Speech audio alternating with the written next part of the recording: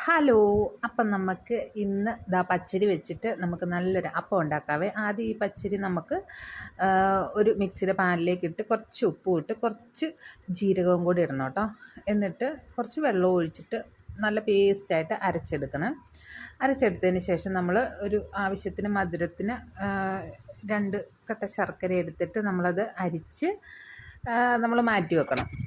അത് ചൂട് അധികം പോകാൻ പാടില്ല. എന്നിട്ട് നമ്മൾ ചട്ടി വെച്ചിട്ട് ഇച്ചിരി എണ്ണ ഒഴിച്ചിട്ട് ഈ തേങ്ങാക്കൊത്ത് വറുത്ത് കോരുന്നതോടൊപ്പം തന്നെ കുറച്ച് ചെറിയ ഉള്ളിയും കൂടെ അരിഞ്ഞത് നമ്മൾ വറുത്ത് കോരുവാണ്. എന്നിട്ടുണ്ടല്ലോ നമ്മൾ ഈ അരച്ച് വെച്ചിരിക്കുന്ന ഇതിനകത്തേക്ക് നമ്മൾ ചെറു ചൂടോടുകൂടി ഈ ശർക്കര നമ്മൾ പാനിയാക്കിയത് ഒഴിച്ച് കൊടുക്കുക. എന്നിട്ട് നമ്മൾ ഈ വറുത്തത് ഇടുക. എന്നിട്ടൊരു ചട്ടി വെച്ചിട്ട് നമ്മൾ ഇതിനകത്തേക്ക് ഒഴിച്ചിട്ട് നമ്മൾ അപ്പം ഉണ്ടാക്കിയെടുക്കും കേട്ടോ.